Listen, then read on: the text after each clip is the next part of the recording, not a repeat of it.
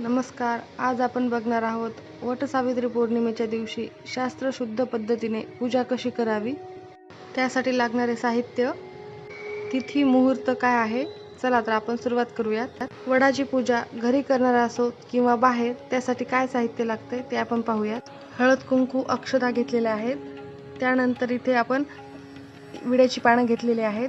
पांढरा धागा घेतलेला आहे. त्यानंतर सतीचे वाण घेतलेले आहे, म्हणजेच 5 बांगड्या, जोडवी, मंगळसूत्र, कुंकवाचा करंडा घेतलेला आहे. तिचे वाण बाजारातही मिळेल, तुम्ही तिथूनही आणू शकता. चांगल्या तुपाची फुलवात, दूध, इथे पंचामृतही घेऊ शकता. वैद्यासाठी खडीसाखर घेतलेली आहे. वस्त्रमाळ घेतलेली आहे. पूजेसाठी फुलं घेतलेली आहेत. खारीक, खोबरं, सुपारी, हळकुंड आणि बदाम हे देखील घेतलेलं आहे. त्यानंतर पाणी घेतलेलं आहे. त्यानंतर एक हिरवा पीस घेतलेला आहे आणि ओटीसाठी नारळ घेतलेला आहे. तुमच्याकडे हिरवा पीस नसेल तर तुम्ही लाल, केशरी कुठलाही पीस घेऊ शकता.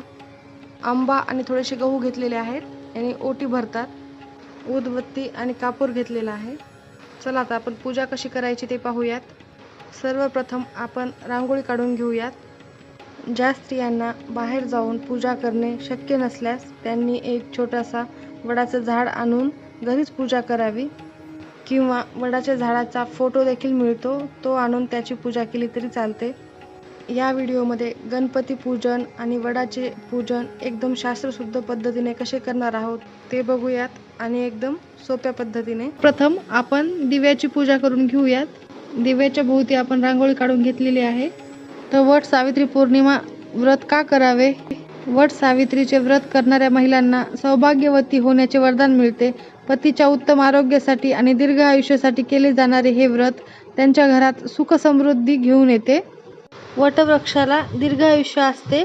वटवृक्षाची पूजा केल्याने दीर्घ आयुष्य, सुख समृद्धी आणि अखंड सौभाग्य प्राप्त होते. पौराणिक मान्यतेनुसार या दिवशी सावित्रीने यमराजाकडून पती सत्यवानाचे प्राण परत आणले होते. तेव्हापासून स्त्रिया आपल्या पतीच्या दीर्घ आयुष्यासाठी या दिवशी उपवास करतात. आपली दिव्याची पूजा करून झालेली आहे. हळद, कुंकू, अक्षदा, फूल, वस्त्रमाळ वाहून आपण दिव्याची पूजा केलेली आहे. चला आता आपण गणपती पूजन करून घेऊयात.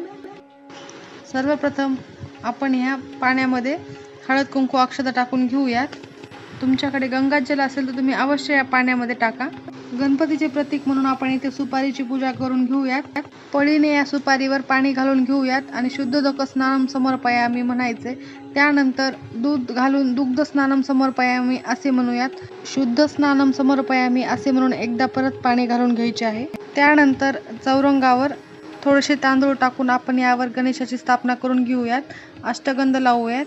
त्यानंतर हळद, कुंकू, अक्षदा वाहून घ्यायचे आहे. त्यानंतर कापसाची वस्त्रमाळ वाहून घेऊयात आणि त्यानंतर आपण लाल फूल वाहून घेणार आहोत. तर या पद्धतीने गणपती पूजन झालेले आहे. आता आपण वडाची पूजा कशी करायची ते पाहूयात. सर्वप्रथम वडाला शुद्धोदक स्नानम समर्पयामी असे म्हणून पाणी घालावे. त्यानंतर दुग्ध स्नानम समर्पयामी असे म्हणून दूध घालावे. तुमच्याकडे पंचामृत असेल तर तुम्ही तेही घालू शकता. त्यानंतर परत एकदा शुद्धोदक स्नानम समर्पयामी असे म्हणून पाणी घालावे. त्यानंतर वडाच्या झाडाला अष्टगंध लावून घ्यावा. हळद, कुंकू, अक्षदा वाहाव्यात. वडाला हळदी कुंकू वाहून आपल्या कपाळाला लावून घ्यायचे आहेत. त्यानंतर वस्त्रमाळ वाहून घेऊयात. तर मी ते कापसाची वस्त्रमाळ घेतलेली आहे, तिला हळदी कुंकाने रंगवून घ्यायचे आहे. त्यानंतर फूल वाहून घ्यायचे आहे. तुम्ही जर बाहेर जाऊन वडाची पूजा करणार असाल तर या प्रकारे वडाच्या पायथ्याशी पाणी आणि दूध घालून घ्यायचे आहे. त्यानंतर आपण इथे सतीचे वाण ठेवून घेणार आहोत. तर आपल्या घरात जे अवेलेबल असेल त्या गोष्टीही तुम्ही तिथे ठेवू शकता. नसता बाजारामध्ये अगदी सहज रीतीने मिळेल. न वापरलेल्या बांगड्या असे घरीच साहित्य असेल तर तुम्ही ते देखील ठेवू शकता. मी इथे बांगड्या, जोडवी, मंगळसूत्र आणि कुंकवाचा करंडा ठेवत आहे. आता इथे आपण विडा ठेवून घेऊयात. तर विड्याची पानं ठेवलेली आहेत आणि त्यावर सुपारी, हळकुंड, खारीक, खोबरं आणि बदाम ठेवून घ्यायचे आहेत.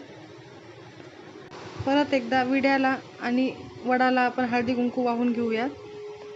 वडाची पूजा झाल्यानंतर प्रार्थना करावी.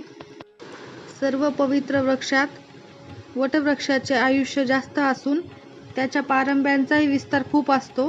अशा वटवृक्षाची पूजा करून स्त्रिया पतीला आरोग्य संपदा दीर्घ आयुष्य लाभू दे अशी प्रार्थना करतात. वटवृक्षाची पूजा करताना 7 वेळेस प्रदक्षिणा घालून वटवृक्षाला धागा गुंडाळायचा आहे. त्यानंतर चांगल्या तुपाची फुलवात प्रज्वलित करावी. निरांजनेला कुंकू लावून दिवा प्रज्वलित करून घेऊयात. थोडेसे तांदूळ टाकून त्यावर आपण दिवा ठेवणार आहोत. वटवृक्षास शक्य असल्यास या प्रकारे मंत्र म्हणून प्रार्थना करू शकतात. चला तर पाहूयात काय मंत्र आहे.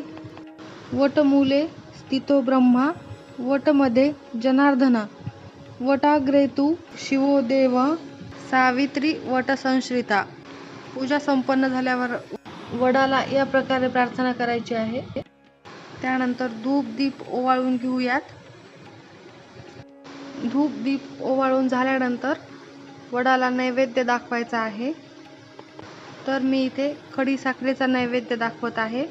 तुम्ही मिठाई किंवा पुरणपोळीचा नैवेद्य दाखवू शकता. मिठाई किंवा पुरणपोळी जे काय नैवेद्य परंपरागत तुम्ही दाखवणार आहात तर त्याला पाणी फिरवून या प्रकारे नैवेद्य दाखवून नमस्कार करायचा आहे. आंबा आणि गहू घेऊन या प्रकारे ओटी भरून घेणार आहोत. परत एकदा हळदी कुंकू वाहून नमस्कार करावा व खणा नारळाने ओटी भरून घ्यावी.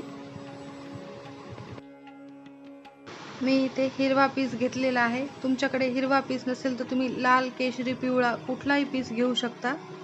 त्यानंतर पिसाला थोडेसे कुंकू लावून त्यावर एक सुपारी आणि थोडेसे गहू घालून ओटी भरून घ्यायची आहे आणि त्यानंतर नारळ आणि गहू घेऊन ओटी भरायची आहे. हळद कुंकू अक्षदा फूल वाहून घ्यावे. त्यानंतर थोडासा कापूर घेऊन ओवाळावे. या प्रकारे वटसावित्री पौर्णिमेची अगदी सोप्या पद्धतीने आणि साळंकृत पूजा करून घ्यावी. वटवृक्षाला हात जोडून मनापासून प्रार्थना करावी आणि सर्व घरात सुख शांती समृद्धी लाभावे असेही मागावे. पतीचे दीर्घ आयुष्य मागावे. त्यानंतर तिथे ज्या स्त्रिया आलेल्या असतील त्यांना या प्रकारे आंबा आणि गहू घेऊन ओटी भरावी. 5 किंवा 7 स्त्रियांची ओटी भरावी. या प्रकारे आपली पूजा संपन्न झाली आहे. धन्यवाद.